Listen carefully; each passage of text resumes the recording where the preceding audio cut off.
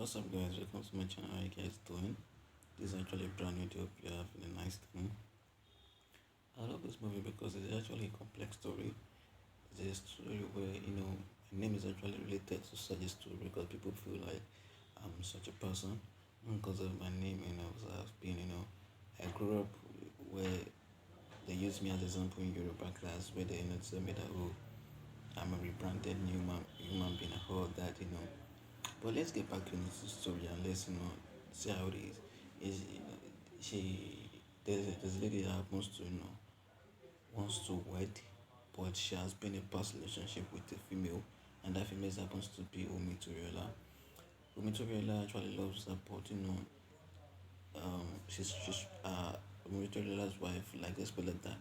Her wife is wants to settle down with a man, and she picks someone handsome, tall, that handsome. His name is Kiki Bakare also, and I guess his name here is actually Ola. His name is Ola. So gradually she fell in love with Ola, and they decided to pick a date for the wedding. So the bride was actually preparing for the marriage, and she was making her beauty and face beat when Umitoriola felt like no, she won't let her day hold.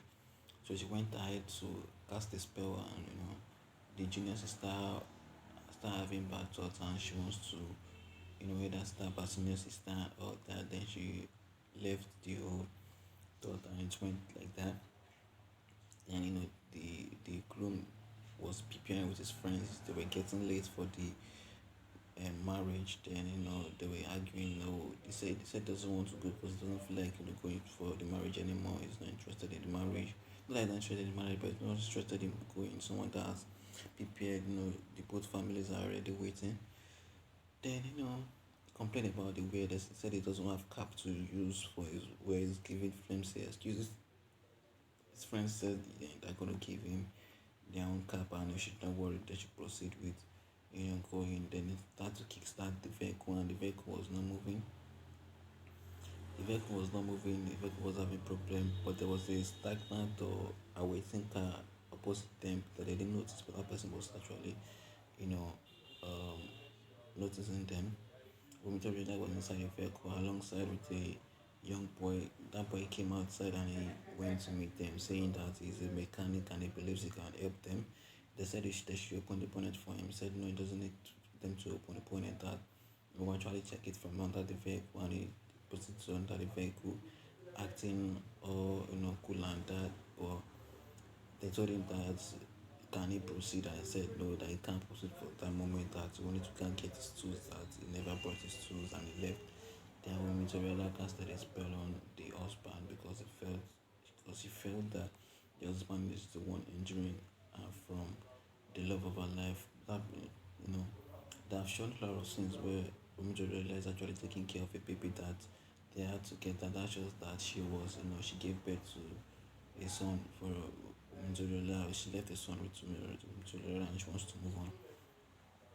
Now the boy was being rushed to a hospital, and the bride's family were born. They were worried at the other side about when they're going to arrive and all that. While their friend, these groom friends were in the hospital awaiting him to be revived and all that. But unfortunately, he became a ghost that walks around, and the wife actually collapsed, and she the story became more complex and more interesting.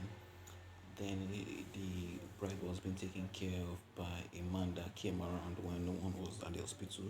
He commanded her or told her to follow him, and she did, and he went to take care of her. He came back, which happens to be the groom, actually visited where he is.